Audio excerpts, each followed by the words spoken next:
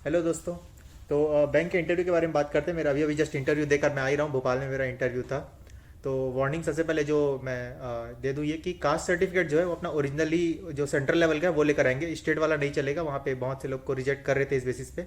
दूसरा ये कि अगर आपके पास गवर्नमेंट जॉब है और अगर आपने एप्लीकेशन में फॉर्म भरते वक्त आपने मेंशन कर दिया है तो फिर आपको एनओसी जरूर लगेगा। एनओसी पे एक चीज़ जो खास मैंने देखा कि वो इंटरव्यू वर्ड लिखा रहना चाहिए, ऐसा बोल रहे थे वो लोग। बट अगर ब्रांच मैनेजर को पता है आपके तो और उनकी तरफ से मेल आया तो फिर कोई इशू नहीं होगा, एनओसी लेकिन लगेगा, वो मैंडेटरी है। फिर अब आते हैं सबसे पहले हम गए वहाँ ब्रांच में, जो ऑफिसर्स ट्रेनिंग था सेंट्रल बैंक ऑफ इंडिया, वहाँ गए। वहाँ फिर हुआ डीवी डॉक्यूमेंट वेरिफिकेशन, तो बहुत ही स्मूथली गया। उसके बाद फिर इंटरव्यू के बारे में बात करते हैं। तो कुछ सवाल मुझसे पूछे गए, जैसे कि सबसे पहले मैंने एंटर किया तो एंटर करने के बाद सबसे पहले ग्रीट किया उनको। एक मैम थी और 4 सर थे।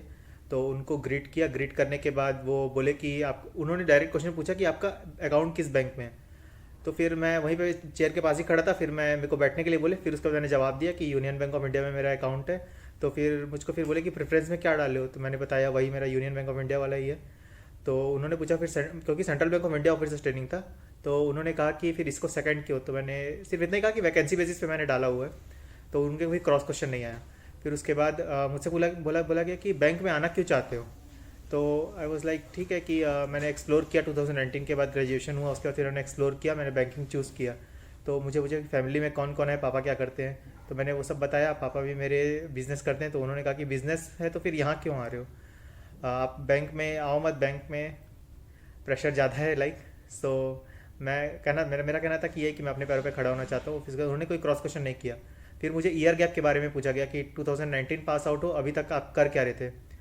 तो मैंने उनको बता दिया वही पढ़ रहा था, बैंकिंग के बारे में ही एक्सप्लोर कर रहा था, और कुछ अगर अगर ऑप्शन होंगे तो उसके बाद फिर उन्होंने मुझे पूछा कि क्या क्या पढ़ के आए हो आप, पूछा। तो मैंने बताया कि प्रायोरिटी सेक्टर लैंडिंग मैंने पढ़ा हुआ है। फिर पेटीएम के बारे में, अभी जो करंट अफेयर्स है तो पेटीएम के बारे में बता दिया मैंने, किसान आंदोलन के बारे में बता दिया।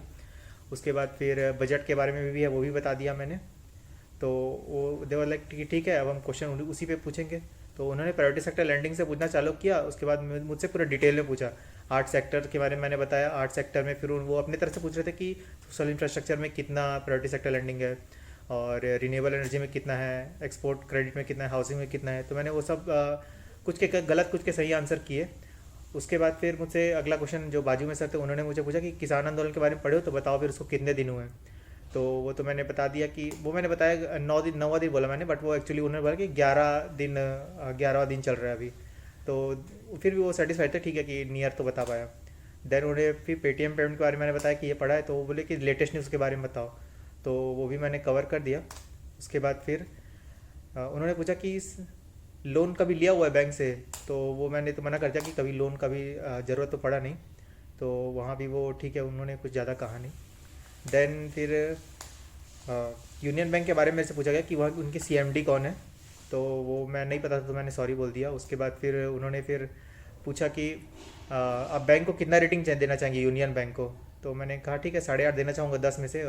ठीक लगता है मेरे को बैंक को, मेरा सर्विस वगैरह जो भी वो अच्छा प्रोवाइड करते हैं। तो वो सब फिर उसके बाद खुश हुए वो लोग ना, कि सारे चीज़ों के ठीक ठीक जवाब तो दे ही रहे करके। देन उन्होंने, हाँ, एंट्री के समय उन्होंने मेरे को कहा था कि आपकी स्माइल बहुत ही अच्छी है। तो उस समय मैं फिर बहुत खुश हो गया था। मैं जितना भी जो अंदर से थोड़ा जो नर्वसनेस था वो सारा फिर गायब हो गया। उसके बाद फिर उन्होंने मेरे को एक चॉकलेट देकर विदा किया, और ऐसा था फिर मेरा इंटरव्यू। ठीक है, थैंक यू। आप लोग कोई भी अगर इंटरव्यू दे रहे हैं तो क्वेश्चन वगैरह, आपको कोई भी प्रकार का डाउट हो या कोई भी क्वेश्चन जानना हो, पूछना हो, या फिर अपने इंटरव्यू का कुछ भी शेयर करना हो तो ज़रूर कमेंट्स में आप लिखिएगा। Okay, thank you. तो दोस्तों ये था मेरा एक्सपीरियंस। अब उसके बाद एक मेरा फ्रेंड है, ये भी आया हुआ है, तो इसका भी एक्सपीरियंस के बारे में जान लीजिए। इसका दूसरा पैनल था तो इसका एक्सपीरियंस ऑब्वियसली कोई दूसरा ही रहा होगा।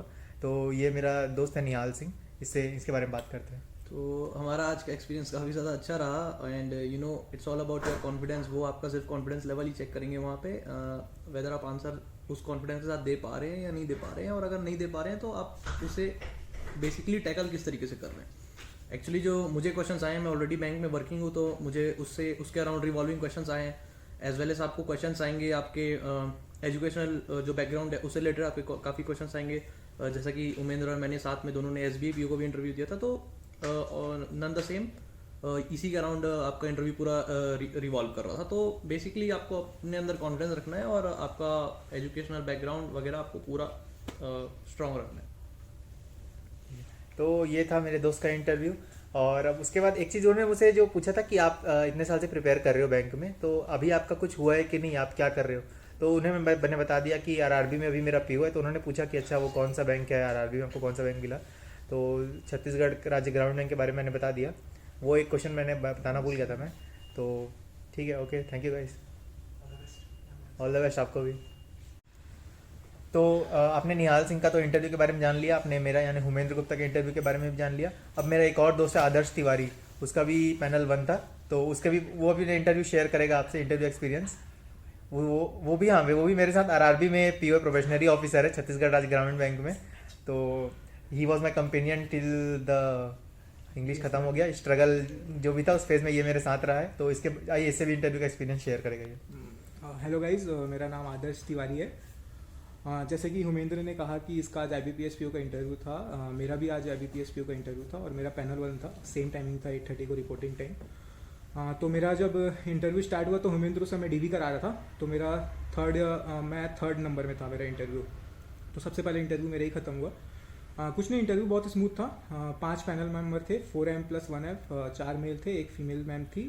तो मैंने मे आई कम इन बोला, तो सर ने बोला आ जाओ करके। तो फिर पहले मैंने विश किया, और जब भी आप पहले विश करते हैं तो ट्राई कीजिएगा अगर कोई फीमेल बोर्ड मेंबर है तो पहले गुड मॉर्निंग मैम बोलने के लिए, और फिर गुड मॉर्निंग सर बोलो आप सबको। और सबको बोलने का जरूरत नहीं है, एक बार गुड मॉर्निंग मैम बोलो और सीधा फिर एक बार गुड मॉर्निंग सर बोलो, और सीधा सबके पास एक बार आप स्माइलिंग अपना फेस देके एक्सप्रेशन दो और हो गया। मतलब 5 मेंबर है तो आपको 5 को गुड मॉर्निंग अलग से बोलने का जरूरत नहीं है, क्योंकि वो बहुत लंबा हो जाता है। फिर उन्होंने बैठने के लिए कहा, तो फिर मैंने बैठा। तो फिर सबसे पहले उन्होंने ये पूछा कि आप किस लैंग्वेज में कंफर्टेबल है, हिंदी या इंग्लिश? तो मैं हिंदी में ही दिया अपना। और आपको ये सबसे बड़ा क्वेश्चन ये आता है, मुझे हुमेंद्र ने भी बता रहा था कि बहुत सारे एस्पिरेंट हैं जो नए हैं, खास करके जो पहली बार इंटरव्यू देने गए हैं, तो उनको डाउट रहता है कि किसी किसी की इंग्लिश ठीक नहीं रहती है। फॉर एग्जांपल मेरी भी इंग्लिश ठीक नहीं है, मैं टू बी वेरी ऑनेस्ट मैं बता लेना चाहता हूँ। तो मैंने और हुमेंद्र ने साथ साथ 3 या 4 इंटरव्यू दे दिए हैं साथ साथ में इस साल और पिछले साल मिला के। तो हमने सिर्फ हिंदी में ही बात की है। तो आपको कोई टेंशन लेने का जरूरत नहीं है। अगर आपका इंग्लिश वीक है, आपका कम्युनिकेशन स्किल इंग्लिश में ठीक नहीं है, तो आप हिंदी में बोलिए, कोई दिक्कत नहीं है। और हिंदी में भी आपको एकदम शुद्ध हिंदी बोलने का जरूरत नहीं है। आप टेक्निकल जो वर्ड है आप इंग्लिश में बोल सकते हैं। तो पहला डाउट ये हो गया। तो मैंने हिंदी में अपना इंटरव्यू स्टार्ट किया, और फिर उसके बाद फिर सर ने बोला कि अपने बारे में बताइए। तो मैंने इंट्रोडक्शन बताया, और मैं कहाँ से हूँ, मेरा नाम क्या है और मेरे पापा क्या करते हैं, और मैंने कहाँ से पढ़ाई की अपनी।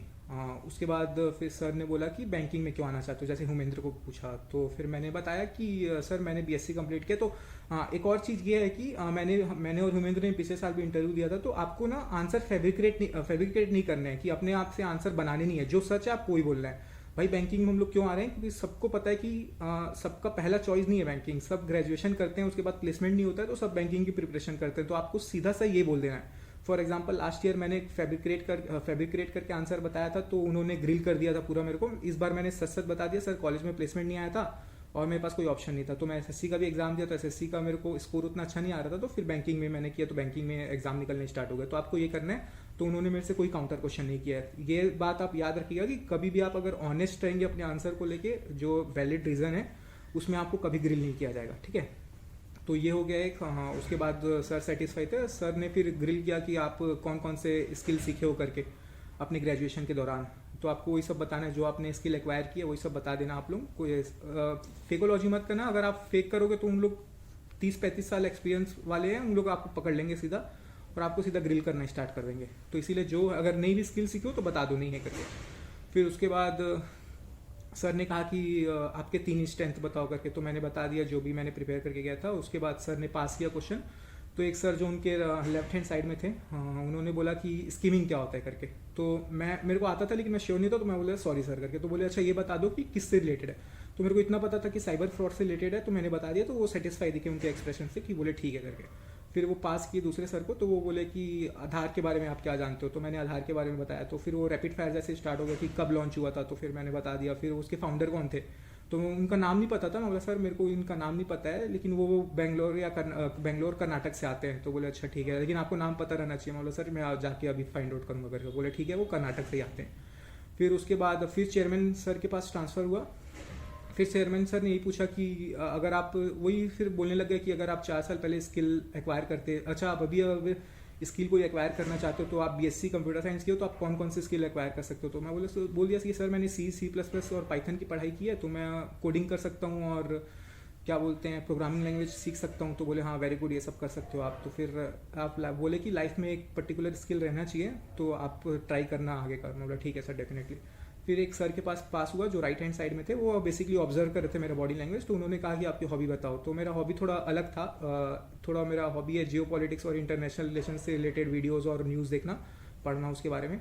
हाँ, तो सर ने थोड़ा अजीब एक्सप्रेशन बनाया, लेकिन वही बात है, ऑनेस्टली की बात आती है। अगर आप अपने हॉबी को भी आप फैब्रिकेट नहीं कर रहे हो और अच्छी हॉबी बता रहे हो जो आपको सही में है, भले वो कुछ भी हो, कुकिंग हो, क्रिकेट हो, कुछ भी हो, उससे क्वेश्चन वो जरूर पूछेंगे। और अगर आप कोई मन से बनाया हुआ हॉबी बताओगे और उससे उन लोग काउंटर क्वेश्चन कर दिया और आप नहीं बता पाए तो उन लोग पकड़ लेंगे कि झूठ बोल रहा है। तो मैं डैम श्योर था। SBI PO इंटरव्यू मैंने दिया है हुमेंद्र के साथ, तो वहाँ भी हॉबी से रिलेटेड क्वेश्चन आए थे तो मैंने बता दिया था। तो फिर उन्होंने पूछा कि गोलन हाइट्स कहाँ है, तो मैंने बताया इसराइल के नॉर्थ में, सीरिया के पास था। वही एरिया, इसराइल और सीरिया वॉर पे गए वो। फिर वो स्वेज कनाल के बारे में पूछा।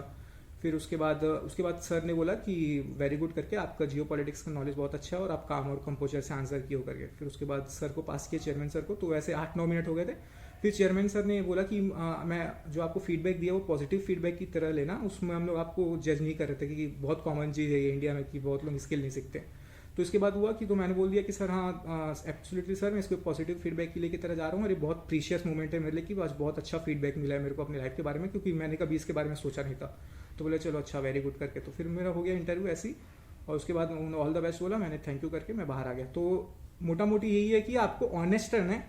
अगर आप फ्रेशर हो, आप बैंक में काम नहीं कर रहे हो तो आप टेंशन मत लो। आप बैंकिंग अवेयरनेस पढ़ रहे हो, जो मेंस में आप पढ़े हो वही पढ़ के आना है। रेपो रेट जैसे हुमेंद्र ने बताया, आप हुमेंद्र की वीडियो दिखा करिए, बहुत ही अच्छा, ये पूरा मजा हुआ खिलाड़ी है। ये तुरंत नहीं आया है, ये बहुत स्ट्रगल करके आया है और मेरे साथ ही एग्जाम दिया है। तो आप इसका वीडियो लाइक करो, सब्सक्राइब करो, इसका फॉलो करते रहना और सबको ऑल द बेस्ट। और कोई टेंशन मत लेना, ज़्यादा आपको ग्रिल नहीं करेंगे, खास करके जो फ्रेशर्स वाले हैं। आराम से वीडियो देख के जाओ सबका और प्रिपेयर करके जाओ। बस एक ही बात बोलूँगा कि ऑनेस्ट रहना। ऑनेस्ट रहोगे तो आपका इंटरव्यू बहुत अच्छा जाएगा। All the best, thank you. ये था 3 लोगों का इंटरव्यू, आपने सुन लिया। अब आप कमेंट जरूर करिएगा, सब्सक्राइब कीजिएगा, लाइक शेयर सब कीजिएगा। जय हिंद, जय भारत।